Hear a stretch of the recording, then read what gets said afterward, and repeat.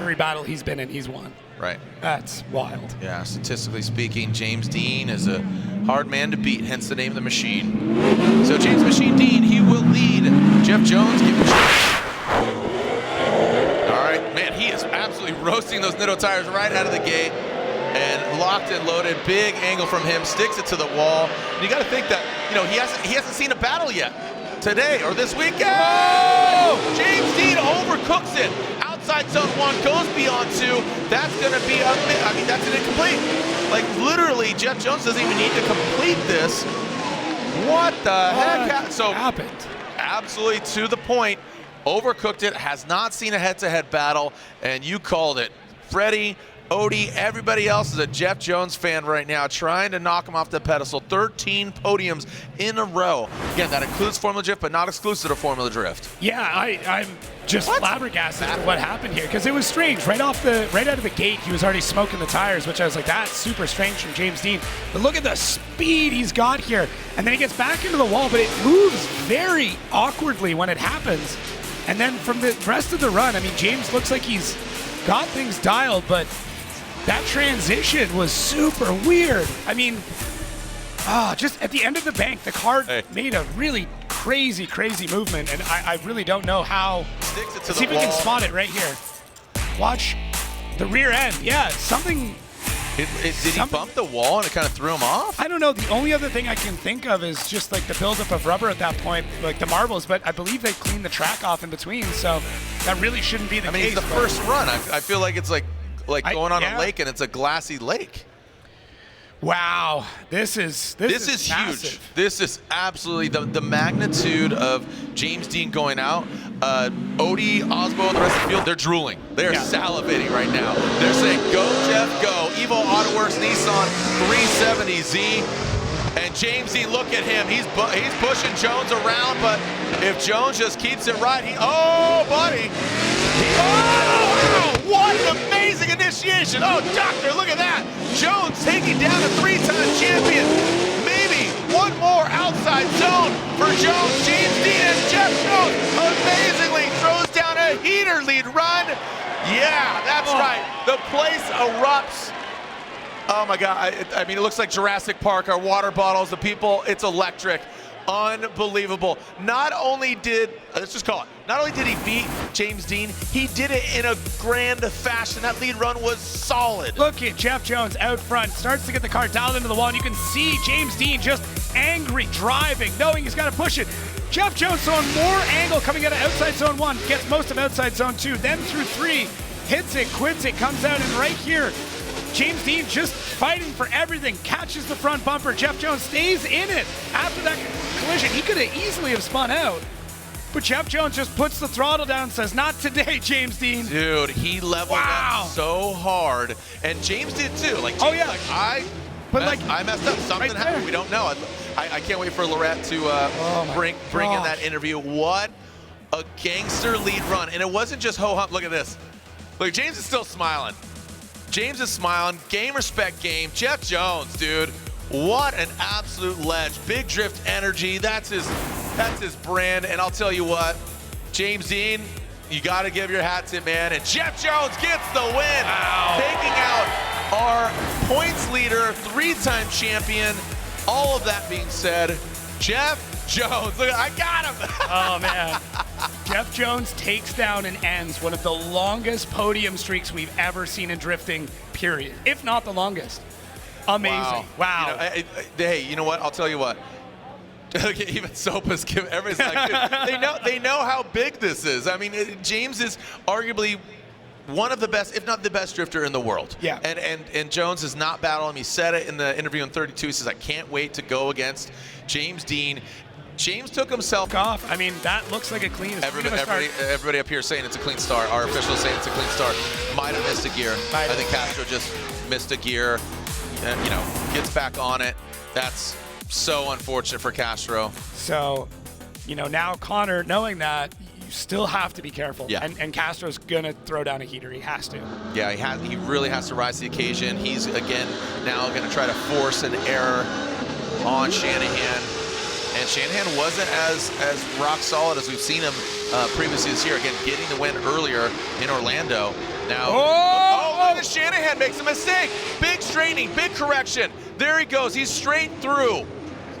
So this it's going to come down to the leads. Both chase runs obviously had some mistakes. Castro off the line. He late start, but holy, what is happening?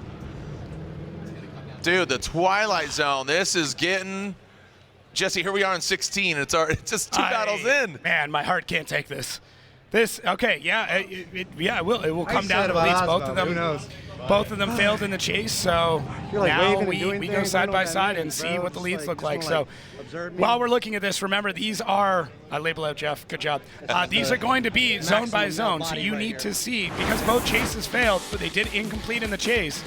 We now need to look zone by zone which lead driver did the best. So don't worry about anything in the chase. First outside zone, it looks like Connor Shanahan is deeper, very deep, but gets almost too deep, makes a couple of corrections. Now comes off the wall just a touch. Castro now look at the second outside zone. Did Shanahan go 3 wheels off? I don't believe so. Does do a better job through 2 and through 3. Inside clip is pretty much even there. Outside zone 4, pretty close. So I think Shanahan might have edged this out if he didn't go 3 wheels off. That is something that they're gonna have to check for, but wow, that is wild as he gets hooked up for a toe. So whatever mechanical issue he's been dealing with, he is still fighting. I mean, having 5 previous rounds, this gentleman won 1, James won 3. That's 4 of the 5 previous. If Castro knocks out Shanahan, that's shaking things up again. Yeah. This just when we thought we kind of had an idea of what the points were going to look like. Yep. Nope. No, and this is how the season, and this is the progression of Formula Drift. Where it's at, it really can be anybody's game. You know, get knocked out in 32, it's not that big of a surprise when you have something that you're like, oh, okay, you know, you can kind of draft things up, and we are going to take a look at the side-by-side one more time. So I think, you know, I don't think Shanahan went 3 off, but he definitely went 2, and that's a major deficit. That's a major deficit. So he obviously had, in this case, a deeper outside zone, sorry. But it wasn't very consistent. It was kind of on and off. Second outside zone, Shanahan missed it by going too far. Castro did better. Third outside zone, that goes to Shanahan. Inside clips are very, very close to each other. Fourth outside zone, and 2 different ways of attacking it. That's so close. So, yeah, I mean, Shanahan really did miss the second outside zone, but by overshooting it, not undercutting it. Oh, man, the scales are going back and forth here. I mean, every time we look at it, I have a different thought or opinion, and I really don't know. Well, another thing is, what happened to Shanahan? Here he is getting towed off. What happened to him? And what happened to Castro? We still don't know. We kind of deduced that he might have missed a shift or something. Yeah, might have missed a shift, excuse me.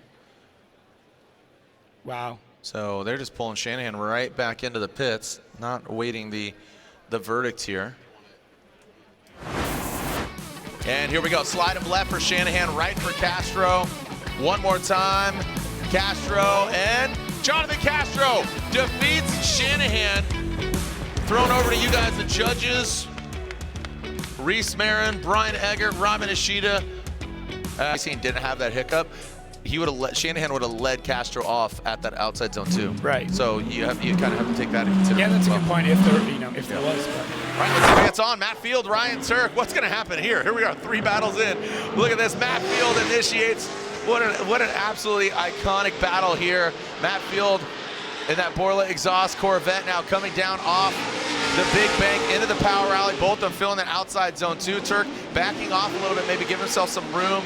Good line of sight here on that inside clip, just barely knocking it over that Toyota GR Corolla in that last outside zone. Big angle. Ryan Turk threw a lot at it. Looked like he almost got bound up, but Matt Field made that look really easy out front. Yeah, super classic battle here. Love seeing when both these drivers go against each other. Matt Field on power into that initiation. Now Turk pulling a little bit out, but look at this mirroring job as he comes through. So a little bit of hesitation, a little wiggle back and forth, but both of them making that correction almost at the same time. Now Turk, the surging, just the timing is not what's playing in his favor.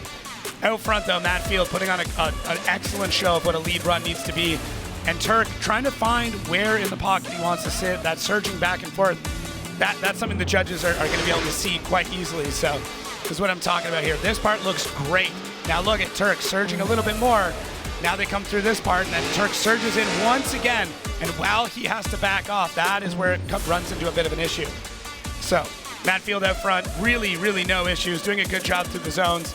I mean, Turk has some really great moments in his chase, but the surging is what's very noticeable. Yep. All right. So switching things up, some good battles. A good battle right there. Let's see with Turk. He's got that clean air, and this is one of those battles where, and this is what we're seeing. They're beating themselves. You know, James Deane beat himself, right? Jeff had an amazing. I'm not taking anything away from Jeff Jones, but he took himself out, and Shanahan took himself out. 2 tires off. Here we go. So Ryan Turk out front. That Rain-X Toyota GR Corolla. Good, solid, rock solid on that big outside zone 1. How's he gonna manage outside zone 2 going to the power alley? Quick little yank of the handbrake into outside zone 3. Big, massive angle. Look at Matt Field. You talk about that surging, Matt Field. He really has great proximity. Tries to get into that pocket, very shallow on the outside zone 4, but the crowd erupts here in Seattle. Yeah, super, super interesting. I mean, these two battles are very, very matching, but in different ways. I mean, the surging happens from both chase drivers, but both leads looked really good. So start to break this down now. Ryan Turk out front in that Corolla, gets out to the wall. Not super deep now. Neither of these cars have a lot of overhang over the back, so it's tough for them to really get on the wall. But same thing, you see the surging there from Matt Field. Really like how smooth Turk is out in the lead. Second, third, outside zone, both look good. Matt Field doing a good job, able to get things wrangled in. Bit of a correction from both drivers to that inside clip to set them up for outside zone 4. Turk gets one wheel into it, could have been a little bit deeper, but yeah, it's definitely tough to say. I would say that Ryan Turk's surging was maybe a little bit more noticeable, but there's a couple of spots where Matt Field in the chase just misses the second and third outside zone while chasing. So great to see the proximity, but it's a massive sacrifice to line by doing it.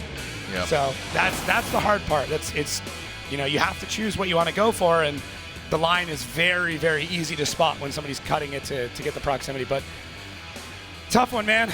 Real tough. And these guys make it look so easy. Oh, you know, I know. And just how tight they actually are. So let's take a look here, side by side. BC Racing, go for gold. So a bit more of a gap there from Ryan Turk in the chase. Transition into that first outside zone. I would say Matt Field's a little bit tighter on the wall in his lead, but Turk had a bit better of a chase in the first inside zone. Now we separate out. And I'm looking to see, I mean, Ryan Turk in the chase didn't have quite the same proximity, but the line does look much better. He is mirroring the same line of Matt Field, where Matt Field in the chase pulling a lot out of it to keep the proximity. So that's the big difference that I see is Turk did a really good job of mirroring the line, whereas Matt Field had a ton of proximity. So it's Great battle. Great battle. Just, again, two absolute legends. These guys will go down, you know, in Formula Drift history. Oh, yeah. You know, here we go. Matt Field, Ryan Turk, slide him left for Field, right for Ryan Turk. Ryan Turk gets 2 votes and 3 unanimously. Ryan Turk gets the win. Turk gets the win and advances on, taking out the Beast.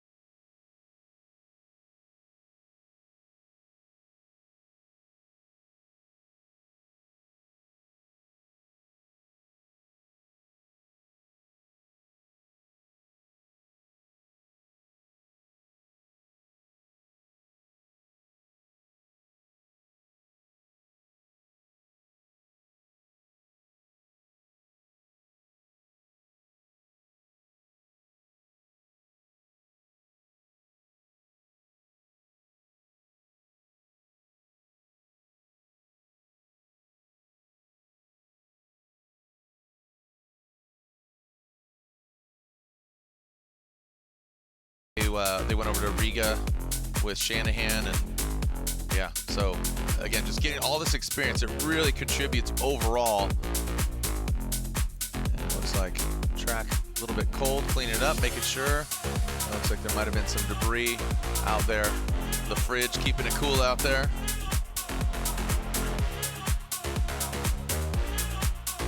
Okay, and track is back and hot. Brandon Sorensen will lead. Odie Bakchis, give it chase. And here comes Brandon with the BMW, initiating it across the nose. Odie with that straight line approach. Brandon Sorensen, oh, he's shaking it up.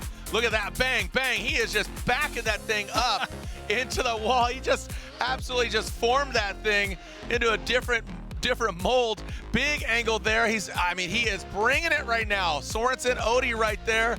Jacob's got a smile on his face right now. Just watch this. Odie comes up shallow on that last outside zone. So when we talk about throwing down an insane lead run to get someone to choke behind you, that is what Brandon Sorensen was trying to do here. It's not a game, it's not a tactic. It is just throwing caution to the wind, full throttle initiation into it. Look at into the wall once, into the wall again. Brandon Sorensen, and Odie's having to watch this going like, how do I, what do I do here? Brandon's throwing angle everywhere that he possibly can. Transition looks great from both drivers. And Brandon Sorensen, like 90 degrees to the inside clip, still transitions around, gets to 4. Dang, oh man. Dude, shaking things up. Again, we were, thinking if we're in Odie's team, Odie's camp, in Odie's head, he's like, sick. Yeah. James is out. I'm second in points. I need to step up. Brandon's like, here, plot twist. Watch this. Watch this. Man. And I mean, Odie is arguably one of the best chasers we have right now. And he is like, okay, I don't know how to get angle and still carry the car this way. I wouldn't say by any means this is unchaseable. Like, it can be. It's just super difficult when he's throwing that much angle. So there were a couple of like weird things that Brandon did coming off the bank. He kind of threw angle 2 or 3 times. Maybe, once again, not to shake Odie, but just to really put a stamp on that zone. But wow. Here we go. Slide him left for Odie or right for Brandon Sorensen. We got it one more time. One more time. And there Minowa's got out front in Juku Racing. Jerry Yang Racing. GR86 now into that big bank. There goes Minowa. Locked and loaded, just right there. Jonathan Hurst taking kind of a shallower, lower line on that bank. Now coming into the power alley at second outside zone, into the third. Looks like Jonathan Hurst, good job in the pocket. And now swings on through that last outside zone, making a ton of noise, and one of the loudest vehicles out here. So if you can't win them, make them deaf. Yeah. That's the things. Blind them with the so reflections. loud. Yeah. All right, so let's take a look. Minowa, good initiation there, gets right out to the wall. Now Hurst taking a shallower approach to keep the proximity. Now he has to really dig in deep to try and get out there. Well, Minowa, you can see him kind of wavering a bit on the bank. Looks like he's struggling to hold the car at angle for that period of time. Now, does a good job through 2 and 3. Hurst having to cut out a bit of 3. Inside clip, though, both drivers do a great job. And then right there, that's where I would like to see Hurst get in a little bit deeper to the zone instead of kind of cutting off the corner. But yeah, Minowa out front. You can see the little bit of wavering. He's still trying to figure out how to get the car to hold in a zone this long, stably. And it's not an easy thing to do. But Hurst in the chase does miss 2 and 3 pretty badly in order to keep that proximity. So Minowa able to keep the car quick. Maybe not as much angle as we've seen out of him previously. So, knowing how fast Hurst is, you got to kind of play not only as a chase driver, but as the lead driver. You have to know what the chase driver is capable of. Yep. All right, so now here we are. Jonathan Hurst will be out front in the Cadillac. Minowa, as you said, 14 years old, getting second place in St. Louis. Hurst, loud and proud, definitely an aggressive driver. Minowa, see if he can hang. This is a very different track than anything that we've seen this year, and this is his rookie year. Here we go. Jonathan, Minowa comes out of a little, just barely does reinitiate. Jonathan Hurst, some wavering there. You can see, again, that front right, little left foot brake. Now coming to that second outside zone. Quick little correction there in second outside zone, going into 3. Jonathan Hurst, you can see dialing in. Minowa comes around that last outside zone, shallows up, and gains a lot of applause from the fans.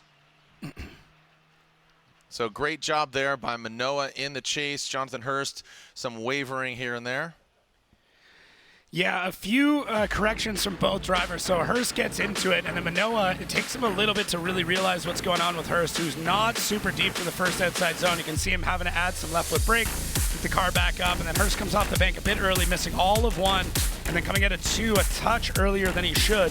Through the inside clip, both cars look good, and then through this transition, Minowa just basking in smoke, as Hurst does a good job through the majority of outside zone 4. So yeah, both drivers seeing a few mistakes there, but I do think that Hurst really struggling to fill all of outside zone 1 is going to be something that weighs heavily on the decision. I like that he's adding the angle in here, but that needs to be a little bit more fluid. He has to push the car a bit wider. Minowa giving him a wide breath just to make sure that everything is all good, and you know, you don't want to dive in there and have a driver go really, really shallow. So smart move there, but yeah, both drivers need to clean up a few elements before they move on. All right. Well, again, we've seen some phenomenal driving so far, and like you said, just tighten it up. Here we go. Hiro Minowa, Jonathan Hurst. Slide him left for Minowa or right for Hurst, and looks like Hiro Minowa unanimously gets the win, knocking out Jonathan Hurst.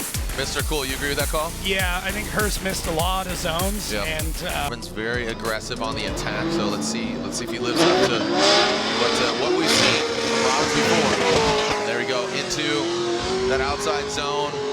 Again, both of them kind of tempering it. Nothing super crazy. And then look at that. Look from that angle. Looked like Taguchi threw some more angle at it. Now into that third outside zone. Looks like Robbins got thrown off. And now into that last outside zone, Taguchi brings it in. Robbins just back there comfortably. Yeah. But I think we need to see a little more aggressiveness. Yeah, strange kind of movement there from Kazuya at the end of outside zone 1. So let's see here, full throttle. It looks like the whole time Kazuya pulls a little bit of angle out of the car, starts to walk away a bit from Alec Robbins, who's doing a good job through that chase. But look at all the angle that Kazuya puts on, and it looks like Alec just not able to answer it now. Alec does fill all of the second outside zone in the chase. Kazuya misses the third outside zone.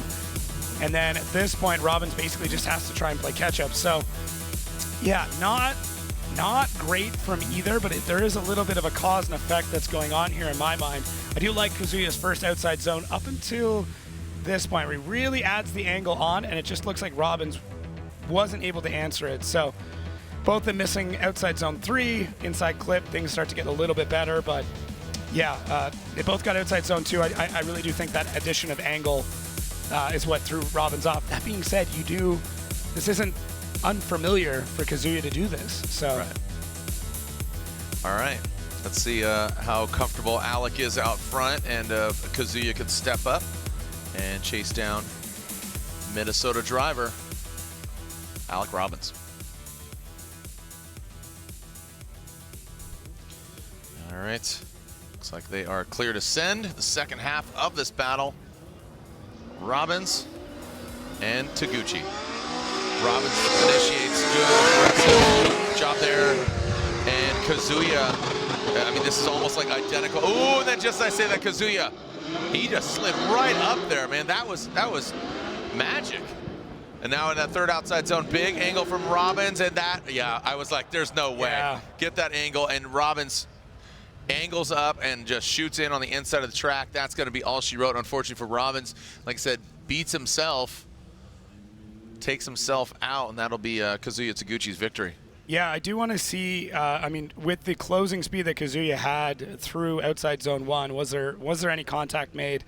I don't think so, but I've been wrong once in my life. That was it, just the one time. But yeah, Robbins really picking up a ton of speed here, and Kazuya picking up a bunch, and no, I think they were clean there. But yeah, Robbins really struggling with the car to keep it smooth and consistent.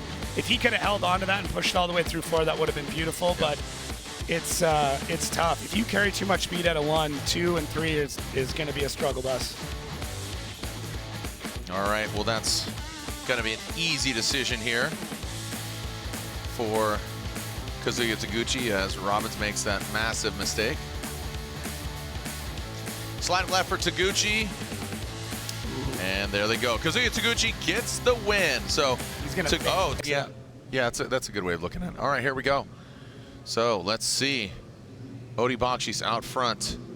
Brandon Sorensen in the chase position.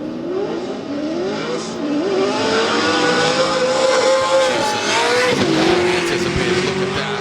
And again, a lot more settled. So this is refined Odi, right? You know, it seemed that, you know, little slow. Looks like obviously one tire goes off. 3 is incomplete. That throws Brandon Sorensen off of that outside zone 3. Now approaching that last and final outside zone, tighten it up. And Brandon right there. The crowd erupts. They're loving it. Smiles on faces. It was almost like a game of chicken that Odi was playing coming off outside zone 1 where he's like, I'm going to hold it. I'm going to hold it. Are you going to bail? Right. What are we going to do here? So yeah, Odi on throttle initiation. Really, really love to see that. Look how close he is to the wall all the way through outside zone 1. Brandon Sorensen getting into the pocket. Look at Odi holding. Now gets back on throttle. It goes definitely 2 wheels off. Brandon does a good job though. He collects. He does follow him out there. He's doing what he's supposed to do. And then he has to miss outside zone 3 there just to stay in the battle. So Odi not perfect. So still aggressive, but you know, that outside zone 2 could be the nail in the coffin for Odi Bakchis here. Outside zone 1 though, just beautiful. Yep. And there's just a little too much sauce coming through there. 3 looks good, but yeah, Brandon has to miss that in order to come back through. Now, I mean, let's see. Is Brandon going to throw a ton of angle again? I think so. I think he's gonna double down. All right, let's see. Brandon will now be out front. Odi Bakchis chasing him down. I'm expecting something really big from Brandon. The way he is progressing, the confidence he has, just overall, he's just surrounding himself with a lot of driving, a lot of drifting. So watch this. I think the young buck is gonna definitely throw down. But Odi Bakchis, as you said, arguably one of the best chasers. Looks like he's banging on his door a little bit, grinding it in. Now coming down into the power alley. Let's see they handle us. Now remember, Odi did exceed that line in outside zone 2 in the lead position. So he definitely needs to rise to the occasion. And that final outside zone just ripping through. Wow. That was sick. That was awesome. That was really good. This is why I love drifting. Yep. I love getting reminded of how incredible this sport is. And look at Odi Bakchis right there, just like tipping the car in, knocking on the door of Brandon Sorensen the whole time, trying to rub that Air Force logo off the side. Brandon does commit all the way through outside zone 2. Not super, super deep through 3, but does fill the zone. Inside clip looks good. Tons of angle again before 4. Man, I really do think that mistake from Odi Bakchis might be it because, I mean, the chase from Odi was incredible, but you have to do that when you make a mistake like that in the lead. Brandon, though, I mean, not as deep through 3 and maybe 4, so a couple of smaller mistakes, but it can be difficult to get past a larger mistake. All right, the judge is asking for a side-by-side. What stands out to you? Just, I mean, that mistake by Odi, like you said, that outside zone 2. Yeah, I mean, the chase, proximity-wise, that Odi's definitely got it. On the lead, I think we know where this is going to go. So misses that zone. Brandon gets it. 3rd outside zone. Oh, Odi does a better job through the 3rd outside zone, though, in the lead. Yeah, it's interesting. This might be, and then the 4th outside zone looks pretty equal. Both drivers do a good job, and then in the chase, they don't get as deep. So this might be a little more complicated than I originally thought. Man. All right, here we go. Do we have a victor? Odi Bakchis gets 1, 2, and 3 votes. Odi Bakchis, love the top 3rd. You know, with James Deane going out, this is something that Aasbo would love to get the victory here against Trenton Beechum. But Beechum, he drove really well earlier in 32, and here's Frederick. Nice and high on that outside zone 1. Beechum a little bit lower now, coming to the power alley. Just tapping in, putting that Nitto tire in that back left. Freddie actually surprisingly off of that outside zone 2, past that inside clip. Now, in that last outside zone, your thoughts, Jacob, what do you think? Yeah, just not as deep to the zones as we'd seen him earlier in the day, and this might go back to the track tightening up. When you start seeing the cars get a little bit shallow like that, could indicate that the track is kind of getting a bit more tacky and sticky, and I'm not sure what the science is, but makes it fast, makes it hard to drive. But let's take a look here at Frederick Aasbo out in the lead. Really good job. Comes off the wall a little bit there, but look how stable Trenton Beechum is in the chase. Cuts a bunch of line there to get the proximity back, but he is mirroring the angle quite well. And this is what Jared was talking about. Just one wheel in the first, maybe 2 wheels into the second, but barely. Inside clip looks pretty good as we transition out to the 4th outside zone. Yeah, I mean, Trenton Beechum did a great job. He didn't do anything crazy. He didn't overthink this. You know, it's very easy in a situation like this where you feel like you're getting behind to do something silly and dive in. And he does a small dive there, but doesn't overcommit to it. And that, you know, that alone might be enough for Trenton Beechum. And when you have that kind of confidence, when you have a chase run like that, adrenaline's high, you get in the zone, the flow state, whatever you want to call it, that could be what Trenton Beechum is in right now, and we might see something very, very different than what you might expect. Absolutely. Yeah, and like you said, momentum, your adrenaline, dopamine, confidence. Confidence, all those things, and now here he is, clean air. So getting that kind of in his back pocket, I think put a stop to it. So Beechum high on the bank. Look at Freddie. See, he has to back off a little bit here. Now coming in the power alley outside zone 2. Now transition, good, clean, fluid transition in outside zone 3. Past that inside clip, Beechum now into this last outside zone. Can he take down Frederick Aasbo? Man. Wow. Yeah, definitely Look at side by side. You know he's pumped. Look at him. He is. I mean, he almost missed his exit. Yeah.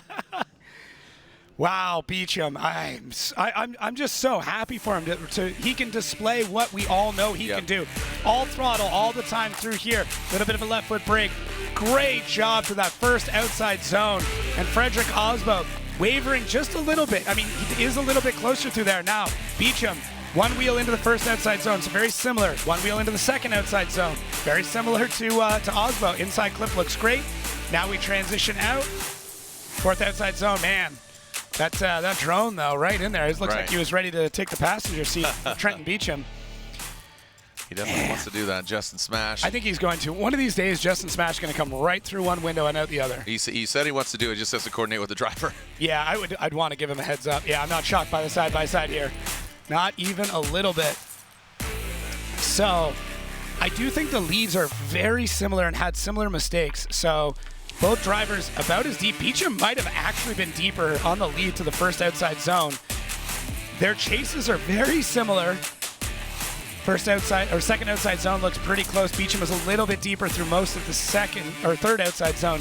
Inside clips look pretty tidy. 4th outside zone, man. Splitting hair. Trenton Beechum is splitting hairs right now with Frederick Aasbo. Let's just take a minute there. Yeah, Beechum ain't no slouch, but just accolades speaking, 3-time champ, just wildly decorated, a lot of victories. Statistically speaking, on paper, Aasbo should just easily take down Trenton Beechum. Not the case. He's not going anywhere. Well, and we're seeing this over and over in this event, right? It's definitely a war of attrition. Yep. It's a war of consistency. And yeah, Beechum just every practice lap getting a little bit better, especially after having such a hard time getting here. Was it 5 tires they blew out, like bearings, and that's if you don't follow these drivers on social media or YouTube, definitely do that. Understand how difficult it is just to get to the track, let alone throw down a clinic like we just saw. Yeah. Man. Yeah, a lot of these guys. Here we go. Slide him left for Aasbo or right for Trenton. Beechum gets 1 vote. Beechum takes down Frederick Aasbo. Rode off his car in St. Louis, said he was done and got back, and he sent me a photo. He's like, shh, don't tell anybody. I was like, no way. So pretty amazing. We'll see the Drip HQ. BMW E36, big angle from him, looking really solid. And you can just see the massive amount of angle from Adam LZ into that second outside zone, transitions into that third. Oh, looks like Dan Burkett gets up close and personal. Looks like maybe they definitely tap. Oh, yeah. Burkett goes back. Oh, man, Burkett. Yes. Look at Dan Burkett. He is just rumbling. Look at that. You can see that back bumper flapping. Oh, my gosh. What a battle. That was all business up front, that's for sure. That was business and partying. Man, look at, even before initiation, Rad Dan kind of nudged him, remind him, hey, this is where I want you to initiate. Now, LZ out front, tons of angle there, has to pull some out to get back into the zone. Rad Dan comes onto a lower line with tons of angle, and LZ just back in the car into the second outside zone. And Rad Dan taps once, taps twice. Oh, man, Rad Dan just absolutely so sick. Just breaking in that new BMW for Adam LZ. and Adam out front, he does a really good job. He has some quivering or some shaking there in the first outside zone, but through 2 and 3, everything looks really tidy. And I love the fact that Adam just stays in it. Dan's hitting him over and over again, and Adam just puts his foot to the floor and drives through the entire thing. It goes a little bit wide into our impromptu jump there. But wow, I'm super pumped for this. Now I just want to know what's going to happen next. All right, so a good run there from both these guys. Again, just this course just really brings out so much dynamicism. That's a word, is dynamicism? It is now. Yeah, boom. Jaredism or dynamicism. So great job there by both these guys. And Burkett, Adam LZ now. Burkett looks like Adam LZ getting a little checking his oil out back. I think they're just obviously pulling all the broken parts off at this point. It's like, I just bought this. It's brand new. Stop putting holes in my shit. And he was initially, Adam was super bummed about, it was in Jersey where he like broke some TEs. He says these are like the only set in the world. Obviously, he found some more, the TEs, the E36 fitment. It's probably just stacks of them in the compound. Yeah. Break glass in case of emergency. Mm-hmm. And it was an emergency. It was. Definitely going from St. Louis to here. It's really amazing that even the car is running as good as it is. I'm not saying the teams don't know what they're doing. Just out of the gate. But yeah, I mean, most drivers have to go for shakedowns and testing days well before they ever debut a car, and they're like, well, we're just going to do it right in practice. Right? Yep. All right, here we go. Second half of this battle, Dan Burkett will lead Adam LZ. Coming down the mountain through that start chicane. Let's see what Burkett's got out front. He initiates, Adam LZ in tow, and Burkett, good angle. A little bit of a gap here between Burkett and Adam. Now coming down into the power alley, let him know you're here. Now into that second outside zone. Man, Adam LZ. Burkett loops it. Burkett makes a mistake. LZ was missing outside zone 3. He came in shallow, and Burkett made a mistake under his own power. There was no contact there until did they barely tap right there at the end? Just a little kiss, that's it. Oh, man, what a bummer for Burkett. Man. He was on it, and he loops it. Adam dives in on the inside. Let's watch this again. Yeah, Adam, I mean, he pulled out at the perfect time because, I mean, if he would have kept charging through there, that could have been nasty. Yeah. But wow, yeah, Rad Dan. I mean, what a gut-wrenching moment for Rad Dan. Just was right there, had everything, in front of him, ready to go. Could have won that battle right off the bat, and just loops it. So let's take a look here. So Rad Dan out front looks good. Adam struggling to keep up with the Supra, having to push a little bit harder as we start to get the car to wrap around. Now, let's see here. Has anything crazy happened? Dan through 2, backs it into 3, just tons of angle, and that's it. Rad Dan just tries to basically back you through 3. And thankfully, Adam LZ able to pull the car away just in time. But, I mean, man, one small mistake, and that's it. That's what it comes down to here at Formula Drift. Yeah, what a crazy turn of events, or a turn of a Supra. It looks like, again, Adam LZ, Dan Burkett, and LZ gets the win. Adam LZ, a lot of fans cheering him on around the globe and here in Monroe, Washington. How are we doing out there? Seeing some LZ shirts, some James Deane, Chelsea Denofa shirts out there. I would say our defending champ, but he's not defending it. He's chilling. Against James, the way Castro was driving earlier, dude, this is going to be insane. Here we go, that Evo AutoWorks Nissan 370Z. Good angle from Jeff Jones. He sticks it to the wall. Looks like Castro a little bit lower. Great proximity. Doesn't mimic the angle. Definitely needs to get up there, but Jones continues on pace into that second outside zone. Look at that. I mean, that was absolutely textbook by Jones. Now coming into that inside clip. Jones is feeling himself right now. Holy cow, dude. He's just lathered up, dude. He is just slick Willie, man. He is throwing down, man. super stoked for Jeff Jones. No, this is great. I'm so in love with Jeff Jones's attitude and driving right now. So tons of wheel speed as he comes through there, and Castro now has to fall back into the pocket. Jones getting even deeper through the first outside zone. Little bit of wavering, adds in a bunch more angle now. Has a small correction, but does get all of the second outside zone. Third outside zone could have been a little bit deeper now. Really on the throttle to the inside clip, while Castro doing a great job of mirroring through this power alley section. Jones just back end to the wall through 4. So yeah, both drivers just on one right now. Castro, I like the way he's able to get the car led up and then falls back into the pocket without doing anything crazy. You know, Jones right here, throwing more angle, sending it all the way through. That second outside zone was just really, really well done. It filled it. It was very blatant. Also, update: Castro changed the clutch from 16 to now. What? So yeah, they just changed the clutch out right before this battle. So hey, hat tip to him and his team. Like I said, you know, he's campaigning his own team. So here we go. Castro out front. Jeff Jones in the chase position. Who's going to the Final Four? Castro out front. That LTH Toyota GR86, Dominican's finest. Jeff Jones rocking that SoCal life, dancing, having fun.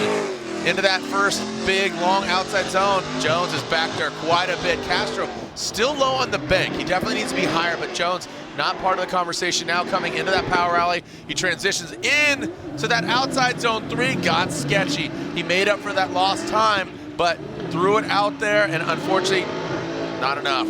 So, yeah, you saw him, again, go from 2 to 3. You saw him try to get there and had to back off. Now, a lot of this does come down to Castro's outside zone 1, so I want to see how Jeff was kind of dealing with that. You can see Castro really gets off the line there, but struggles to fill all of outside zone 1. But Jones, though, I mean, he is mirroring the line quite well, actually getting deeper through that section than Castro is, and giving him that wide breadth.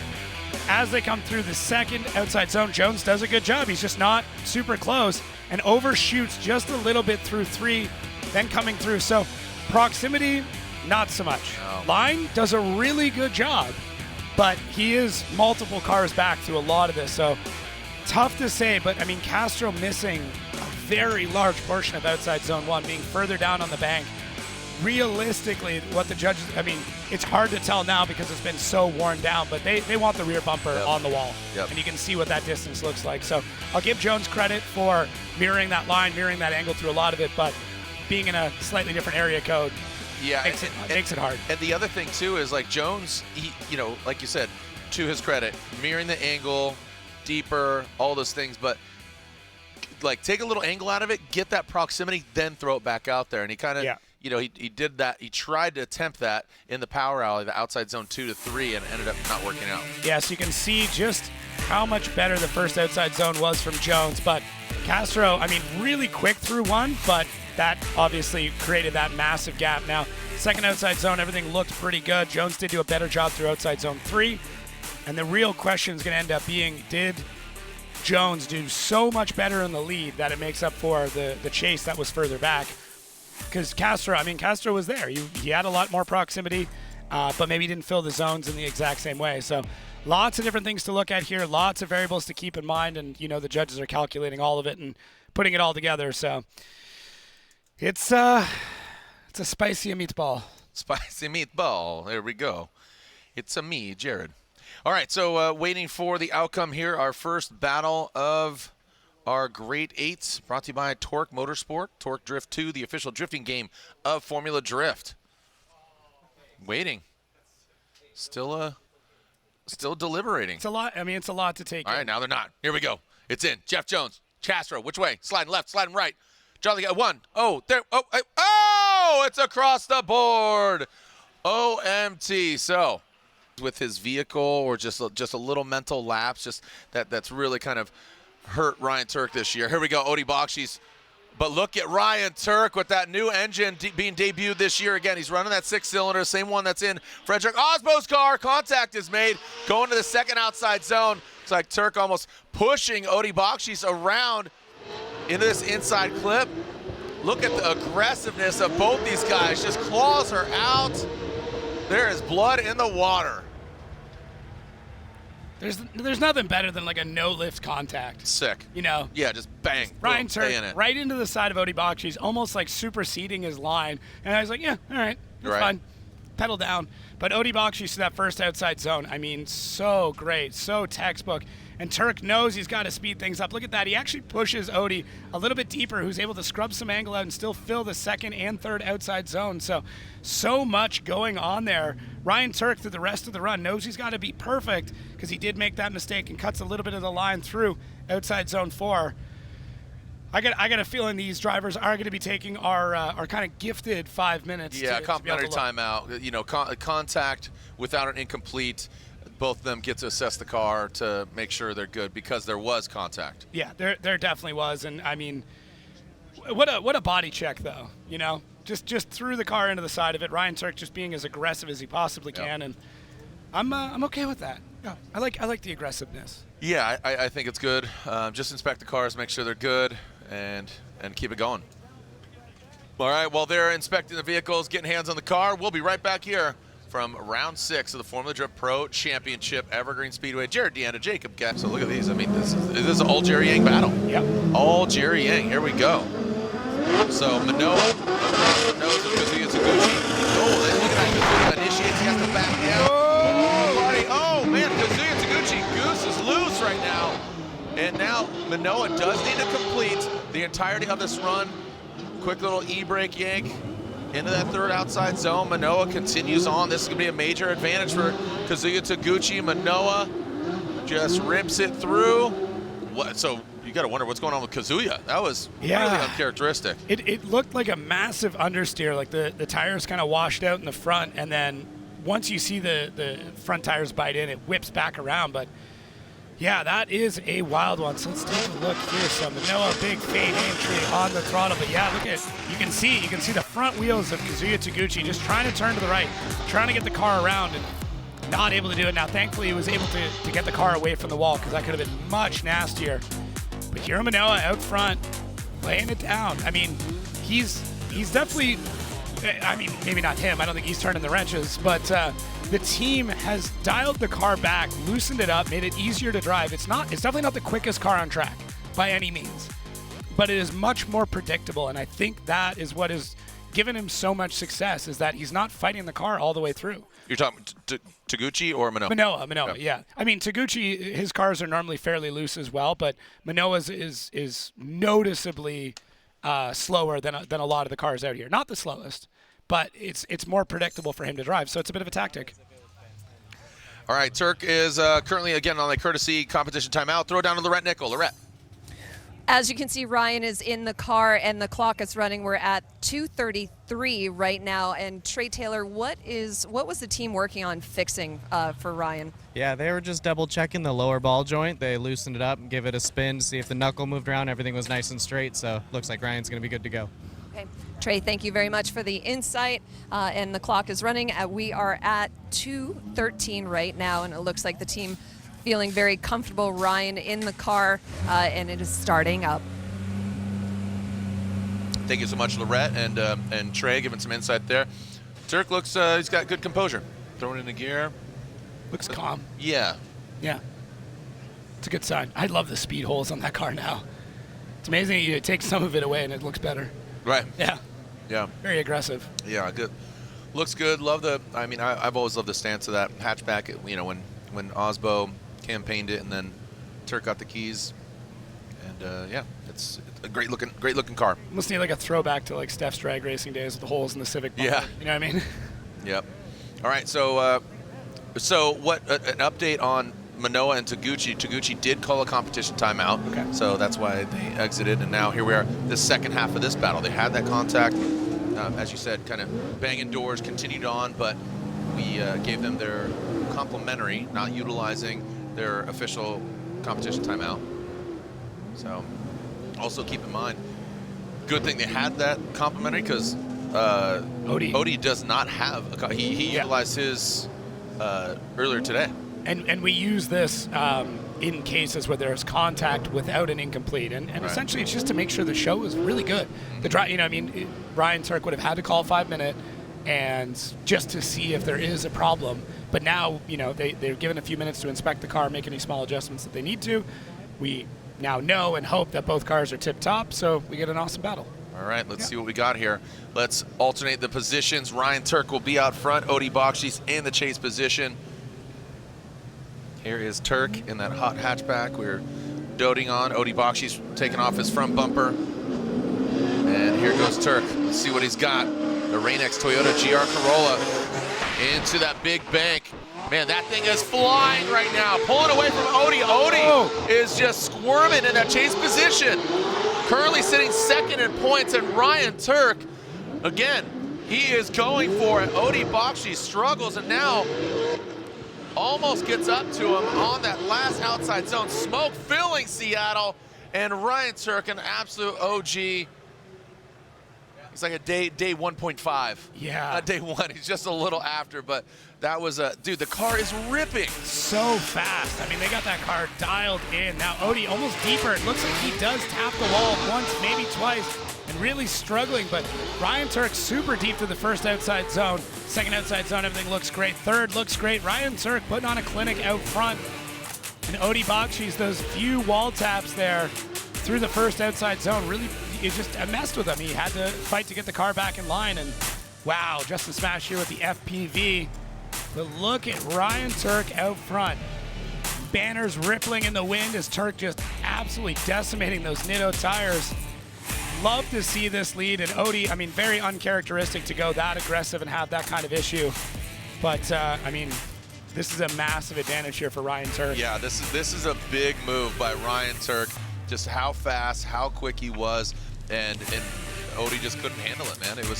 He was shaken up. Now we do have to remember that Turk did get very aggressive in the chase when the roles were reversed a little bit. So this is what you would hope Ryan Turk would do, given the opportunity. You know, he definitely got a bit crazy, a little lost in the sauce there, and yeah, as we swap over to see Kazuya Taguchi, what they are looking at. Oh, I can't quite tell. It looks like they've got a fan underneath. I believe that is a fan under. Something yeah, going down. So they're either cooling, I mean, could be so many different things, but whatever they want to work on, obviously very hot. Yep. So try and cool that off. I've seen tactics like this as well with clutches that overheat, just to chill it out. A couple of, I won't give away any secrets, but some very interesting cooling options to keep clutches cold here. So. Yep. Yeah, I don't know. I don't see time in Kevin's hands, so it's hard to say what exactly is going on. We got a leaf blower going on too. Yeah, they're just man, anything. Get this thing down in temps. All right, we await the outcome here. Odie Bakchis, Ryan Turk, our judges. So yeah, we're just waiting to queue up a side-by-side here to be able to take a look at both of them. Obviously, we've been kind of back and forth through the battles as the hard-working broadcast team getting all that together for us. Shouts out to all the broadcast people getting Kemp and the crew. Yeah, putting this all together for us. So yeah, this is nuts. I mean, Ryan Turk with that kind of body check. If I can bring in some hockey terms here, you know, high stick or was it clean? No high stick on this one. It's below the waist, so we're good. But yeah, I mean, you have to put down a killer run after you have an incident like that. And Odie Bakchis, though, that being said, in the chase, also had a completely different set of incidents. Because now we got this queued up. And let's see where our biggest mistakes are. So, out in the lead. Both drivers do a pretty good job. Turk maybe a little bit deeper through that section, but Odie obviously having a mistake there through that first outside zone. And then Ryan Turk having his mistake there. Now both of them through that first and second outside zone. Lead cars look pretty dialed. Inside clips look pretty good there. That fourth outside zone, splitting hairs, but really both of them made two very different mistakes in the lead and outside zone one. Odie obviously just tapping the wall, getting a little too crazy, losing a lot of distance that way, whereas Ryan Turk did the opposite. Caught up really quick, gave a little shove to Odie Bakchis, but Odie was able to get his way through the rest of the run. And then from there, I mean, it's pretty even. Gave him a little Hadouken. Little Hadouken, yeah, there you go. More of a Dragon Ball Z guy. So. Yeah. Yeah, Kamehameha. You would. I got a Dragon Ball Z tattoo. You do. I do. All right, here we go. Odie Bakchis, Ryan Turk, slide him left, slide him right, slide him. Ryan Turk gets one vote, one more. And Jeff Jones out front. We got a clean start initially across the nose. Castro really almost making contact with Jones out the gate. Don't know if that's the smartest move there by Castro, but Castro tucks in. He comes out of angle, unfortunately. Now to that second outside zone, the power. Castro shuts her down. Castro shuts it down going into this inside clip. Now transition that last outside zone goes Jones. That Evo Auto Works Nissan 370Z. Castro out in the middle of the course. Don't know exactly what's going on. Remember, he changed that clutch right before, so I still believe he does have a competition timeout. I don't think he's used his. I'm trying to recount. But what went wrong? Yeah, really, really hard to say. Jeff Jones, I mean, yeah, it looks like Castro almost impeded on the initiation of Jeff Jones. He's doing a good job out front. Could be slightly deeper now that we're getting this far in the battle, but Castro definitely looks like he's struggling with something in the car there, trying to get it back into angle and shuts it down. Really hard to say where the issue is, but we're seeing, you know, 6 rounds into this season, these cars are beaten and battled and bruised and warped, and it's tough to keep them operational at this point. And with a run this big, with the amount of grip they've got dialed in the cars, the drivetrain, everything takes such a beating. There is no, I caution to say, but I don't think there's a motorsport that beats their cars up quite like drifting does. Okay. Yeah, just it's I mean, endurance racing obviously does that, and that's attrition. Yeah, but they're not clutch kicking 6 times around a track. You know, they don't have rally.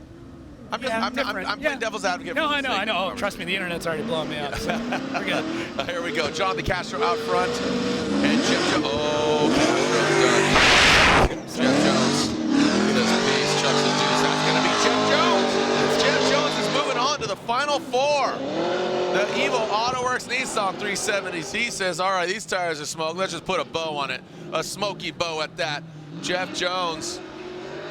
I was waiting for the deuces out the window, that's for sure. Yeah, I was waiting for the... I feel like he needs Deadpool riding with him, as Castro looks like now it's working out for him, but... Oh, man. Oh, what a bummer for him. Yep, well, there it is.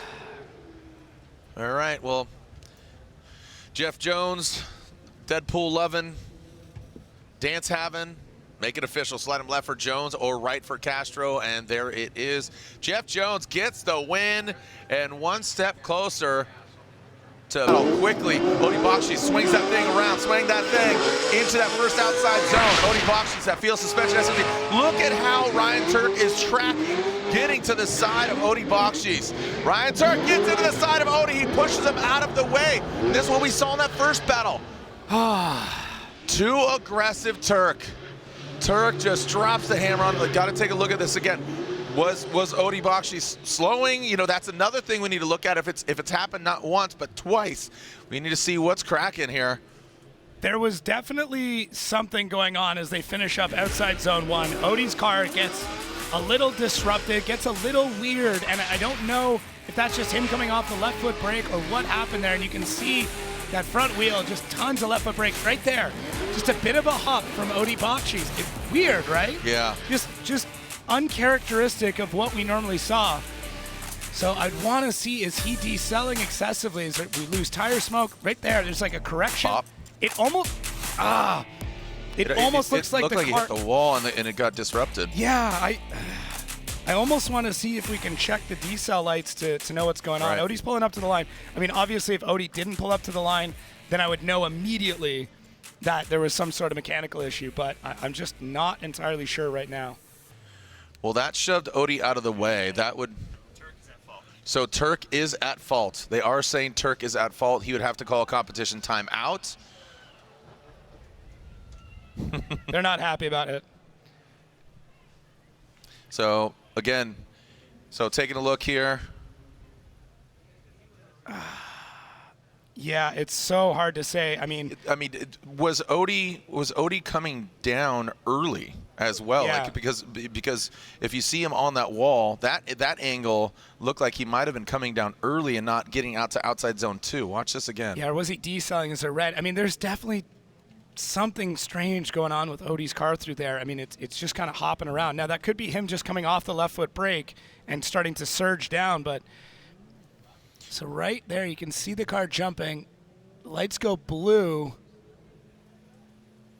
Oh man, this is so tough. His line looked like it was going to be shallow and coming and diving into that power alley. Yeah.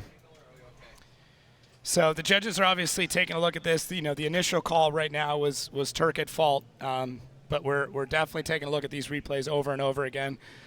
Either way, the drivers are going to want to take a look at their cars. Odie, I mean, he's out of his timeout, so yeah. If he, but if Turk is at fault, he's allowed to get hands on his car. Right, Yep. That is correct. But if Odie is at fault, he would need to use his competition timeout, which he doesn't have. So. All right, so Turk backing it in, back in the pits, getting hands on the car. Again, our final battle of the Great 8. 3 drivers in the Final 4. All right, here's and again, the United States Air Force instant replay. Take a look at this angle here. So we see green lights for Odie. And then they dip down, so he's still got acceleration. But you see the jumping around. The car is hopping around quite a bit. I know, but the hard thing is that on purpose? Is this a suspension setup? Is the car just very soft? Is the suspension meant to be moving around that much? So hard to say. So looking at our track map here, this is something that came up in the drivers meeting a few times. There is not an intentional hard decel zone coming off 1 to 2. There is not a spot where you are expecting them to shore the car up and slow down dynamically. There is I would say a gradual or a natural decel that has to happen through that area. But when we talk about a decel zone, when it comes to track map and judging, that is an area where a driver intentionally and dynamically slows the car down. Coming off the bank, you are going to slow down a little bit, but I think we're trying to take a look at, obviously, the green lights to see what they're doing. Yep. Those lights letting us know if the car is adding speed or at speed or removing speed based on the color indicator. And, you can see the teammates there from the fuel suspension showing Odie what's going on. We're definitely getting caught up in the car hopping around. It looked strange, but these cars are basically magic at this point. The amount of witchcraft that goes on with the suspension, it's really hard to tell if that's something that was meant to happen. But wow, what an interesting turn of events here we've got going into our Z, obviously content creator, car crusher. He's got his own LZ World Tour. He's got his own events. He's popping all over the place. And here we go, Minowa, Juku Racing, Jerry Yang Racing, 86. Second place at a previous round in St. Louis.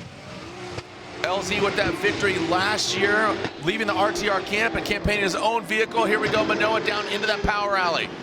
Filling all that second outside zone, transitioning into the third. Now tight on that inside clip.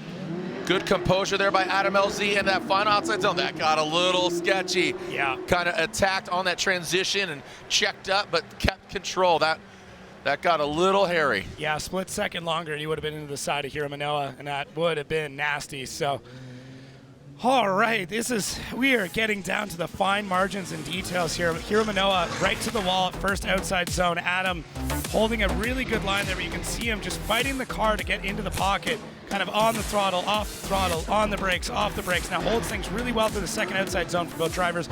Just a unison, just a beautiful transition there. Inside clip looks great for both drivers, and that's the dive that Jared was talking about. But Adam, I mean, fourth outside zone, right where he needs to be. So the drivers are really focusing right now on getting the exact line that the lead driver has.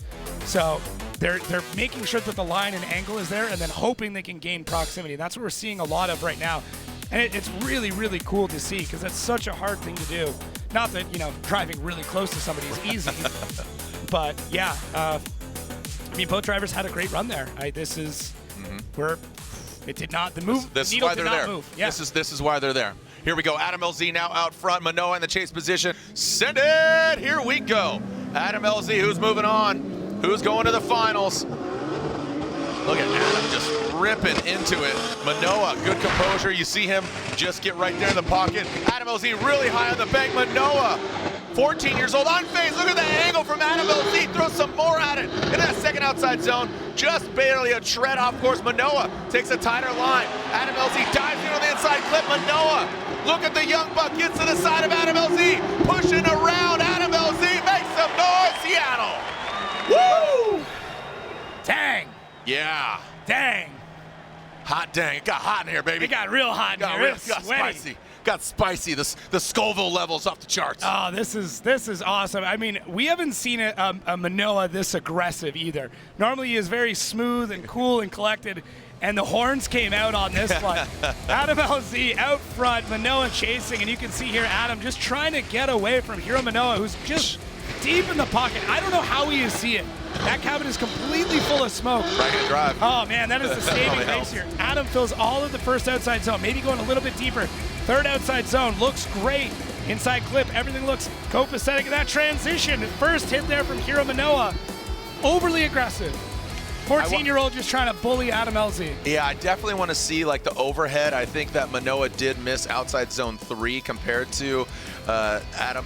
You know, Minowa missed it compared to Adam LZ, and then that last outside zone looks dynamic. Love the shot from Justin Smash there, the FPV, but I think the True Serum will highlight a little bit. Here we go. Take a look at it again. Here's the True Serum. Yeah, they're chanting one more time. They want to see it again. All right, let's see what we can find with this run. I mean, Minowa definitely closer than Adam. Adam out front, doing a good job. Both drivers to outside zone 1 looks good, but Adam getting in tighter to the second half, filling all of the second outside zone, third outside zone as we come through there. Man, this is so close. This is so close. And look at that hit from Hiro Minowa. I mean, man. This is why I'm not a judge. This exact reason is why I'm not a judge. It's a great one. Oh, man. What do you guys think out there? Yeah, fans erupting. Yo. All right. I mean, we know they want it one more time. Yeah, I mean, it was a great battle, but you know, do you think we have a victor? You don't have to say. Yeah. I really don't. You're not a judge, dude. I know. I would not be able to pick. I feel like I'd hit one more time more than any other judge. All right. Well, we got a verbal here, and basically one judge says Minowa. One judge says Minowa. One judge says one more time. And the third judge says, one more time, they're going at it again. The crowd erupts. They are hyped. This guy's beating the beat. This guy just got jacked off of some PCAAs. Dude, this place is erupting right now. What do you say, Seattle? A one more time battle between Minowa and Adam LZ. Totally justifiable. Honestly, I was leaning a little towards Adam. Yeah, man, I thought that for a bit. That outside zone 3 and 4, again, great transitions. He wasn't as deep, like the proximity, but overall, I think Adam was just deeper in those zones. But yeah, I see you know it. what? But when in doubt, one more time, I'm out. Yeah, exactly. I mean, it's so cool to see one of the biggest names in the sport going head-to-head with a prodigy. Yeah. Just an absolute prodigy in the sport, and we get to see it all over again. Yep. All right. Two-fisted fire start. I was thinking of Prodigy. Here we go. So here is the second half of this Ryan Turk Odie battle. Keep in mind, this is in the Great 8. The winner of this battle goes against Jeff Jones. Jeff Jones waiting in the wing. He's hyped over there in his pit. Again, Laurent Nickel had some great interviews and questions with him, but here is Ryan Turk back on the start line going against Odie Bakchis. You know, Turk, you know, with that contact, getting Odie, you know, getting that contact there, and you know, Turk was at fault. That was that unanimous going to the judges there, or it was two? So it was split. So again, they're still kind of Turk is still at fault. Yeah. So, but it was not unanimous. Just to clarify that. So Turk is at a bit of a deficit here, given the scenario. So he really needs to step up, and Turk is hoping that Odie makes a mistake, but Odie, you know, he's got to take a tempered approach here. I think that's the wise move for Odie Bakchis. Currently second in points. Look at that. He comes out of Jeff. So look, he compromised a little bit of angle to get that proximity, get there. Oh, he takes a dive to the inside. Odie Bakchis, 3 wheels off. That's an incomplete from Odie Bakchis. An easy fast pass into the final 4. That's a major mistake from Odie Bakchis. And that was on the inside. He took that tighter line. He got lost in the smoke outside zone 2. This potentially, again, unofficially, this could potentially force one more time. But lead versus lead, chase versus chase. We didn't see a lead because Turk had that contact. Let's look at it again. Yeah, so we're definitely trying to look here for that 3 wheels off. Odie, something is going on. Not able to catch up with Ryan Turk as a complete rocket ship in that Rain-X Corolla. We go 1, 2, and then, oh, right here, yeah, 3 wheels off, pretty clear. Wow, Odie Bakchis. So, yeah, 2 incompletes in the chase. I mean, man, and we can't even go lead versus lead at this point. because you know, Odie's lead got abbreviated because of the contact caused by Ryan Turk, and yeah. So I mean, I'm just deducing in my mind that this would go to one more time. Mrs. Fridge over here, she's cheering on old Turkey boy out here. Yeah, what is crazy. That'll be Turkin. You're feeling it. So slide him left for Odie, right for Turk, and one more time, and there it is, one more time. And look at that, Turk got a gift. Oh yeah. I mean, it was signed, sealed, and delivered for Odie to advance on. Don't know what's going on with Odie. Also, keep in mind, still doesn't have a competition timeout. Obviously, he can work on his car now, which is good. But what's up? What's going on with it? You know, it's interesting. So wild. Yeah, so Jeff Jones still waits in the wings. He doesn't know who he's going to be going against. We have a one more time on the other side of Minowa and Adam LZ. What an event. Seattle always delivers. I love, you know, coming in, go to the Sub Pop record store at the Seattle airport, touchdown. My boy Randy picks me up. Always have a good time. Thursday, Type S Night Lights. I mean, look, we have a great time at every city we come to, and a proof positive of that is you got to watch Send It. We have a fun video series, myself and talking to a bunch of drivers and people and fans and you, and capturing the car culture. So Drift Wizard, the Whiz Kids, I see you guys out there with your orange cone hats. All y'all Whiz Kids out there. Andy Haley always having a good time. But if you haven't seen it, watch Send It. We've had an episode every stop. So they're back at the line. So yeah. Here we go. Odie Bakchis, Ryan Turk. Who's going to come out on top? Who's going against Jones? Who's going to the final floor? That field suspension SOT initiating into the bank. And look at that again. That front right just posted up.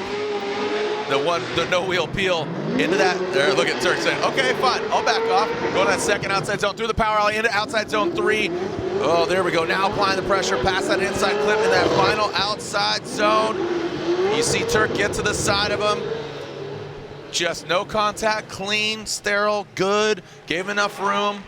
He's playing it smart. Yep, and Odie looked like initiated, no problem, no big deal, NBD for Odie. Yeah, so whatever, if there was an issue, they got it sorted, but yeah, Odie does a good job in the first outside zone. Could have been a little bit deeper, as you can see there, just struggling to get it up to the wall, does for a second. And then right here, Turk just giving him room. Trying to mirror that line as best as possible is a good job through there. Uses some extra momentum to fill in the gap in between the two drivers. And yeah, Turk just playing it much smarter, much smarter. Not as aggressive, not as crazy, able to keep things under control. But yeah, Odie not nearly as deep for that first outside zone. And but at least the car is not looking as awkward through that section. So a little bit more tidy, but he's calmed down. He's taking a breath. Now it's time to see what Odie's going to do in the chase. Yep, let's see how tight and right the car is, or is he still having some issues? We'll see. But now Ryan Turk out front, and we saw how much horsepower he has in that pocket, man. He was really jumping to the side of Odie on that bank, and on that previous battle, Odie was kind of struggling to hang with Ryan Turk. And this hot hatchback, this thing is a weapon. Into that first outside zone, look at initiating. There goes Turk. A little bit of wavering there. Look at the banners just flapping as these hot rods just blast past. Going to this power. Oh, buddy. Going to that second outside zone, the power rally. Here goes Odie Bakchis. Gets to the side of Ryan Turk. Into that inside clip. Odie Bakchis bathing in the smoke. Comes out of it. Ryan Turk puts it right in the outside zone. Odie Bakchis, I definitely want to see some overhead. See that shot, especially on that last outside zone 4. Pretty good, but there might be some slip-ups there. Let's take a look. Yeah, so Ryan Turk out in the lead, already looking a little bit deeper than Odie was, able to get the car in there. Now worming a little bit back and forth to try and massage it into the wall, while Odie looks very stable, but Turk comes off the bank a bit early, has to shore up to get into the second outside zone, but it does allow him to get all of the third. Now Odie diving in here through that inside clip. Turk gets back on the power, and so does Odie. So a little awkward from Turk out front, but, you know, definitely awkward from Odie in the chase. Part of that, you know, can be from some of the Turk coming out a little bit early off the zone. But, yeah, both drivers just very hesitant now. I mean, when you see mistakes like that previous, it's not a shock that you're going to see some hesitancy. But, yeah, Turk right there, that was a fairly big correction in order to get the car pushed out to the second outside zone. And then Turk really holds on to it through the inside clip, and it forces Odie to have to kind of push out wide. So neither driver really... They didn't twist the knife. There wasn't just a rock solid boom. But, I mean, they've been in contact how many times now, right? And it's not like they've had a bunch of time to completely nut and bolt the whole car. There could be so many things going on with these vehicles at this point in time. So let's take a look at our leads, see if we see anything massive. I mean, definitely Turk deeper through the first inside zone. Both chases look pretty close here. Now, second outside zone, I would say Odie does a better job through there. Third, Turk does a better job there. Inside clip, in the lead, pretty similar. But Odie on a tighter line in the chase through that inside clip, and then Turk has a bit better of a chase through the last section. So, man, really, really tough to say. So, some hesitancy there after coming into contact, 3, 4, I don't know how many times now. They almost swapped liveries at this point. Right. Odie's car is yellow now? Yeah. All right, so slide him left for Odie, right for Ryan Turk. Looks like Ryan Turk gets 1 vote. 2 votes, Ryan Turk gets the win.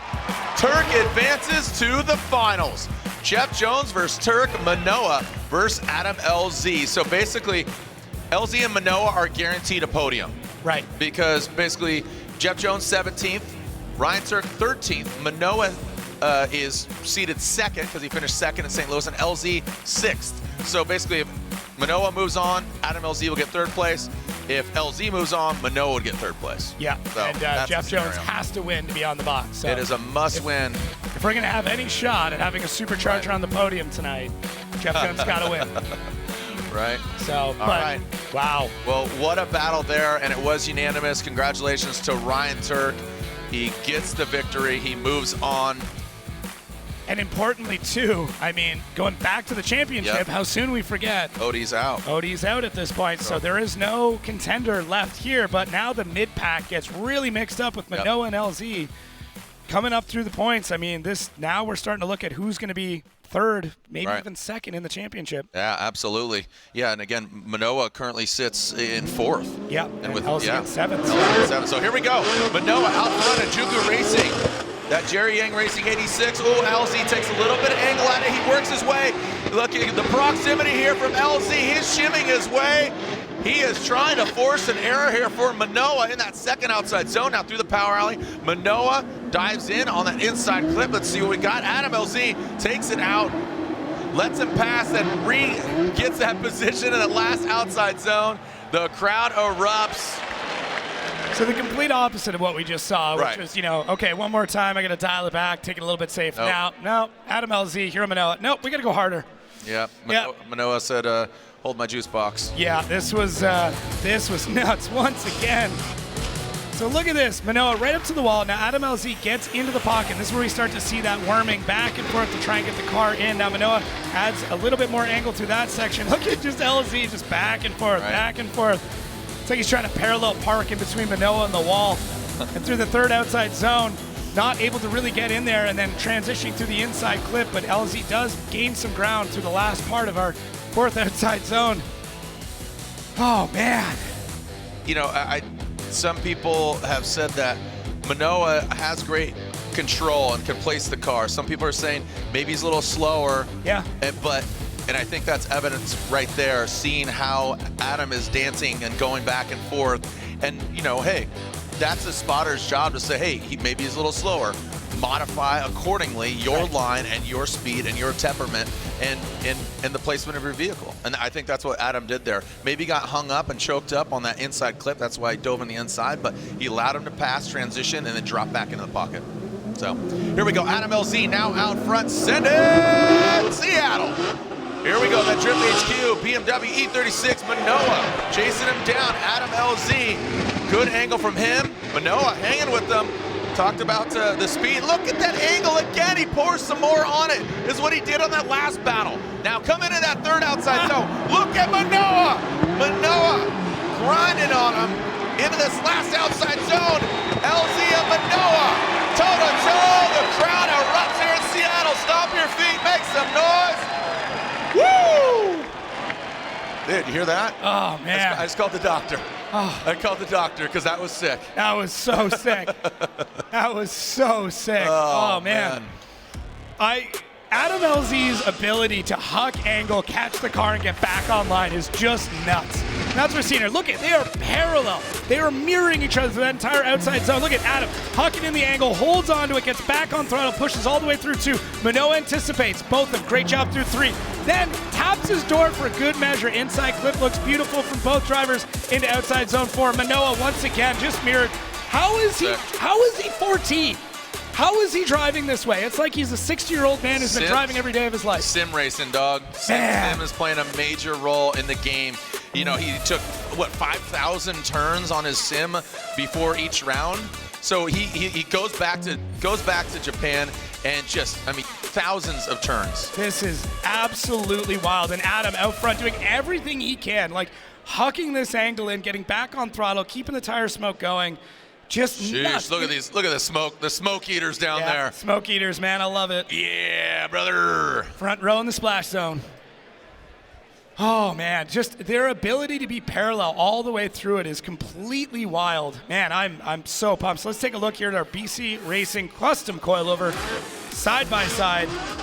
So we know the leads are wild. We know the chases are wild. I mean, you can take your pick as to what you want to watch, but look at Adam LZ doing a really good job there. Whereas Minowa a little bit further back, but able to parallel the car. So as we transition into our third outside zone, Minowa with that touch, doing a really good job. Obviously, Adam getting a little choked up through that section and pushing. And wow, what a zone! What a battle! What a battle! Again, both these guys guaranteed podiums, but obviously want to better it. Get up there on the box. You know, again, Minowa got second place in St. Louis.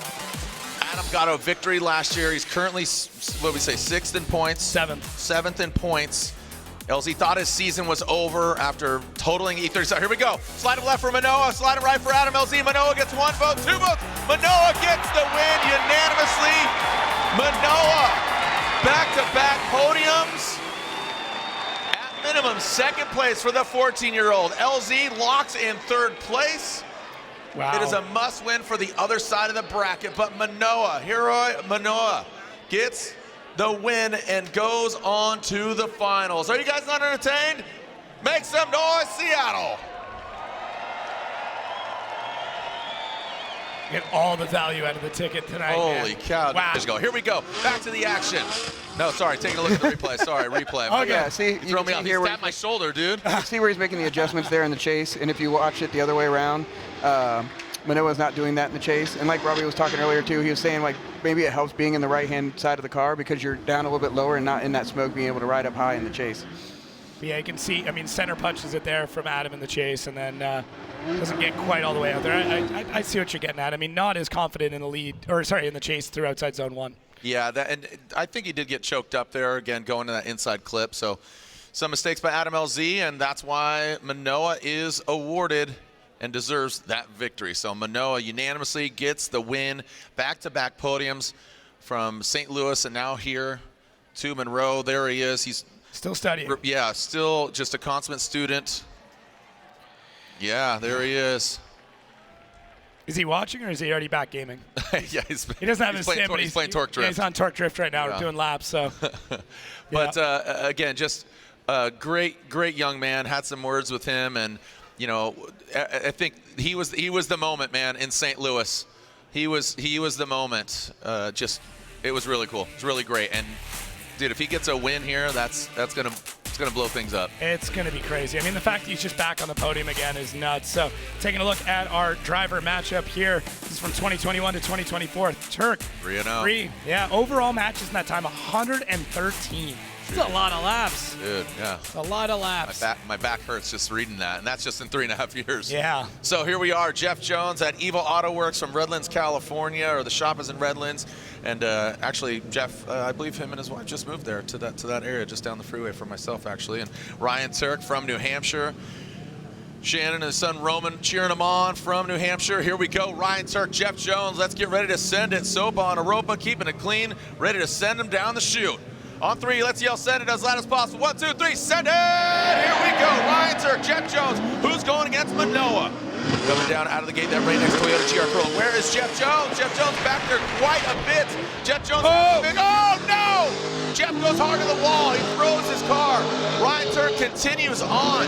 Jeff not running 100%. It is a must win in order to get on the box for either one of these drivers. Ryan Turk barely knocks over. That inside clip continues on pace.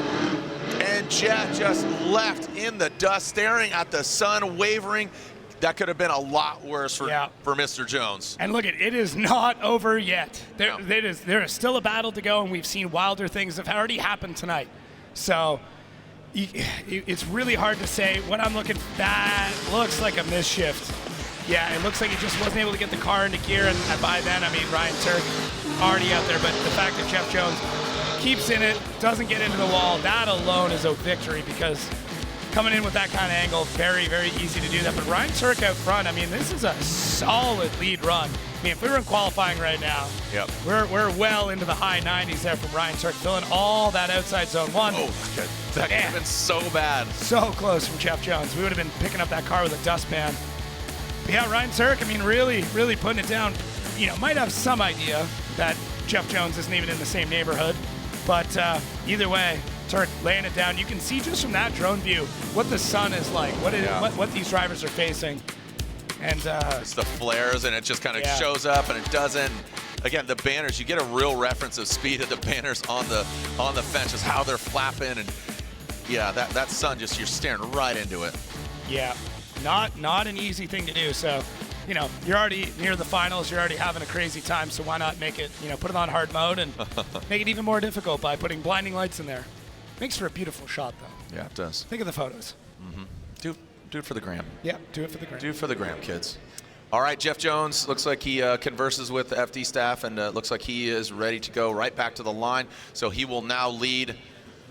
That guy parties, dude. That dude, Pineapple Pen, dude. That guy gets down. That guy, yeah. Where do you get an outfit like that? The discount store. Yeah. I'm just kidding. Oh, man. All right. Baby Gap. Baby Gap. Jeff Jones will lead. Ryan Turk giving chase. Let's send it. Who's going on to go against Minowa in the finals? Jeff Jones swings in front of the nose of that Rain-X Toyota GR Corolla. The Evo AutoWorks Prisma Nissan Z. Ryan Turk he has great proximity, but it likes to mimic that angle now, coming down into that power alley. Good approach. Ryan Turk way shallow on outside zone 3. Look, the sun comes into play once they peek out around the bleachers in that last outside zone. Yeah, must have been a misshift by Jeff Jones. Yeah. Definitely more dialed. Unfortunate for him. So Turk not exactly the tightest on that outside zone 3, but you got to think about that mistake by Jones right out of the gate in that chase position. Well, and knowing that there might be some sort of issue, especially on initiation, you got to be careful, because last thing you want to do before going in the finals is binning your car behind a driver that might have some sort of mechanical. But Ryan Turk playing around a little bit here. I mean, you can also use this time to try out a few different things, but Jeff Jones, it's sad because this is a pretty solid lead run. Yeah. Would it be enough to, you know, knock out Ryan Turk? Hard to say, but man, it was such a great run from Jeff Jones, and I'm hoping he carries this momentum, this ability, and this confidence into Utah. Yeah, because absolutely. It'd be great. It's infectious. Here we go. Ryan Turk gets the win. Ryan Turk advances on. He's going against 14-year-old Hiro Minowa. Adam LZ locked in for third. And there it is. So our finals are set. One more pair to do battle. Are we going to get a winner? Are we going one more time? Is Hiro going to better his second place finish? Is Ryan Turk going to podium for the first time this year? Right. He's had a bit of bad luck. He's guaranteed a podium. Congratulations to him, but you know he wants to get that win. I'm telling you, what did I say? If he gets this podium, Lorette put that mic in his face, he's going to cry like a baby. And it wasn't that long ago either that Ryan Turk was a young gun coming up, you know, just pushing people around, doing crazy things, driving Pontiac Solstices, and, you know, just making a name for himself. S chassis, bro. I mean, he drove his car to Chicago from New Hampshire, drifted his S13, and drove it home. Wow. Yeah. Yeah, so, all right. Speaking of Lorette Nickel, and Lorette is down there with the Jerry Yang team, and they're in Minowa's corner. Yeah, absolutely. And I was able to talk to Hiro a little bit earlier, and he said that the track is really exciting. It is challenging. What he needs to do, he needs to push. Because this bank is so long, he needs to hold angle. I just asked him, how comfortable are you? And he shook his head, and he gave me a big smile, and he said, oh yeah, he's ready. All right, so there it is, taking a look, and thank you, Lorette, for all the insights. And yeah, again, be sure to tune in. Couple things. If you're here, come join us at the podium. Let's celebrate Hero, Turk, and Adam LZ. Please join us over there. Afterwards, Jacob, you're going to do your podcast. You always do a post-event podcast. And for future, what's the next one dropping? This one will be coming out tomorrow morning. So if you are here in the building, you can go over and watch us record that podcast. Right. And then if not, you'll catch it tomorrow morning. We drop it right after. And which outer zone? Who's coming? So this will be the podium, and then after that, who do we have next? I don't remember. All right, TBD. Yeah. Don't go anywhere. When we come back, the finals are here. Ryan Turk, the veteran, and as you call it, the prodigy, the rising star, Hiro Minowa, 14 years old. Look at the math. 26 years between the two. Oh my gosh, he could be his dad. All right, don't go anywhere. When we come back, round 6, the Formula Gym Pro Championship continues here at Evergreen Speedway. Fans at. Where are my Ryan Turk fans at? All right, I don't know, a little louder for a Hero. That's what I heard a little bit there. Ryan Turk would love to prove you wrong. Where are my Formula Drift fans at? Make some noise. What an absolute legendary event. Thank you guys so much for joining us here. Again, Adam LZ is on the box. Please join us over at the podium, over there in the pits. Be giving out the trophies, having some words with them. And here are our finals. Round 6, and here are the stats. Look at 74, 70%. So our finals are set. Hiro Minowa, Ryan Turk, Jared Deanda, Jacob Gettins here. I'm ready. I'm so ready. I'm so ready. So ready. Brother, I'm so ready. Brother. Here we go, brother. All right. We're getting ready to send. Are you ready, bro? You ready? That guy's pumped. That guy's ready. That guy's jacked, dude. Yeah. This guy's jacked. Look, Aasbo, he's not in the finals, right? Yeah, but you're still pumped. Hell yeah, that guy. Oh, man. All right, here we go. Oh, no, we are hearing that it is a competition timeout for Hiro Minowa. Hiro Minowa on the line, calls a comp timeout, bringing the car back in. What? Look at that. The wind comes out of the sails of the 14-year-old pilot. They're going to bring it back in, a comp timeout. You can see him pulling in there. Lorette, go run over there. What's going on? What's cooking? There she is. There she is. Look at that. Go. Look at fancy pants. Fancy pants, Lorette Nickel. Look at that. Dude, make some noise for Lorette Nickel. She's down there getting the hot stories. See Kevin Wells over there. Kazuya talking to Hiro, finding out what's going on. The Jerry Yang Racing camp. Wonder what's up. What do you think's cooking? Not sure. It almost looks like just coaching advice at this point. Like, hey, we got the 5. It's like right. It's like using the phone a friend to tell your dad you're about to win $1 million. Right. The crowd. That guy came here with sleeves and they blew him off. Yeah, they're gone. That bootleg Morgan way. Hey, bro, family show, dude. Relax. Sheesh. Why are you so angry? I don't know. Man. You should be happy. Yeah, dude. Thumbs up or something. All right. See Kevin over there looking. Yeah, looks more motivational coach right now. Yeah. So I've not seen the 5-minute clock starting as of yet. There's Trey, little Kev, as he's known. Baby Kev. Baby Kev. Why would that be happening? Yep, Trey there in the background. There's Kevin on the case, finding out what's going on. They have not put hands on the car, so no comp timeout. So I think he's telling them what's going on, and then once they get hands. So they have pulled it in and declared a 5-minute timeout. So they are going to need to use it, or they've used it up. Realistically, it's a similar situation that happened with Odie, where had to go in and take a look at it. But very, very curious what's going on as a hush falls on the crowd. Yeah, tension. I mean, the tension's so thick. Fans here in the building. We got some hand tools out. So the teams are able to get everything ready. They can kind of get near the car without actually touching it. get everything sorted, get jacks in place, jack stands ready to go. Oh, we got clock is ticking. Sorry, but clock is ticking. Hood is popped. What's going on here? Checking solenoids. Could be nitrous. I mean, once again, very, very hard to tell based on where they're looking. Kind of gingerly going through. Oh. Wow. What an anticlimactic if Turk gets just handed the win, if Minowa, I mean, it's happened before. Nice snap-on shirts there. Thanks, guys, snap-on. Heck yeah. So yeah, we're gonna have to see what all is going on. Hopefully we can get a bit more info back up. We know about as much as you guys do at this point. Yep. So clock is ticking. Cheer them on. They could hear you over in the pits. Cheer them on. What do we got cooking? So solenoids? What's he messing with? Like nitrous? Could be. Lorette, do we know? Do we have any info? Obviously, let them work on the car, but do you know anything? Of course. So what I'm hearing is that it's an electrical issue. So his radio went out, and that's why he came back. So the team is in the back here. It looks like they have hands on the battery, and so I'm trying to find out what else is going on and what's transpiring down here. Yeah, and obviously need the electrical and the communication, what's going on with him. So he's just decided to flip it around. So power issues. Always check the grounds. It's always the grounds. Right. But, yeah, I mean, the system's in the car. If one thing goes out, I mean, it's the right call to make. You know, you would think, oh, you just lost the radio. Don't worry about it. You'll be fine. But depending on how everything is wired up, that may be an indicator that there's other systems that are not working. So you're in the finals. There's no point in taking the risk. Take the 5 now.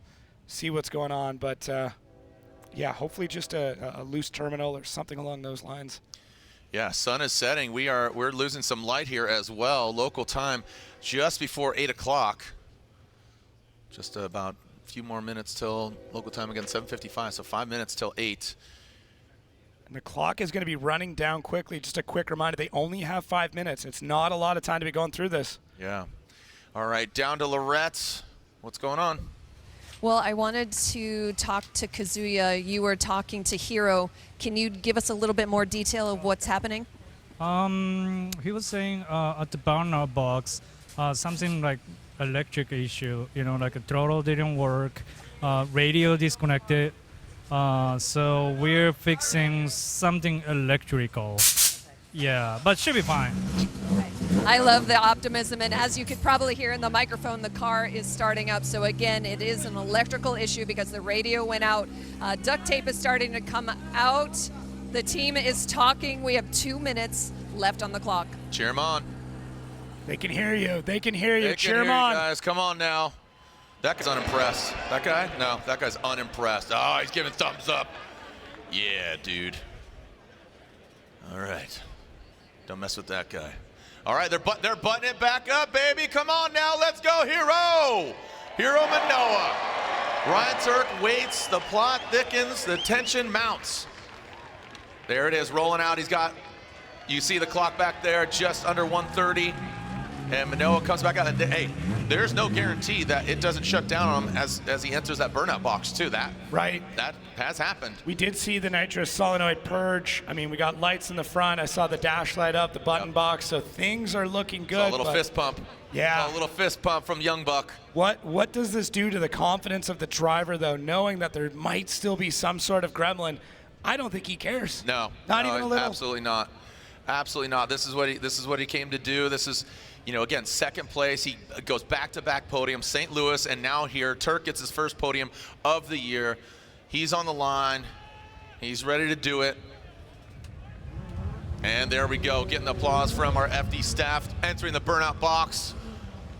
Cross your fingers. Let's make sure that Hiro Minowa is able, up and running. What do you expect here? What are your expectations here? I expect this to be a carbon copy of what we've known Hiro Minowa to do, which is a very a stylish and safe lead run that fills all the zones. Ryan Turk potentially being very, very aggressive in the chase.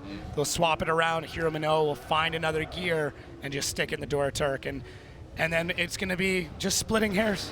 And that's what it's going to be. You know, and again, we've talked about it. It's been kind of the murmurs as far as Hero's pace through the course, maybe a little slower, something, but you know this. So now you have to adjust your line, how you drive. So Hiro Minowa out front, and I'm not seeing him pull up. I'm seeing he is not pulling up, dude. Now, and the lights, come on now. The lights are on still. Well, the decel lights are showing all green right now, which is not correct. Really? No. And it looks like Hiro might be out.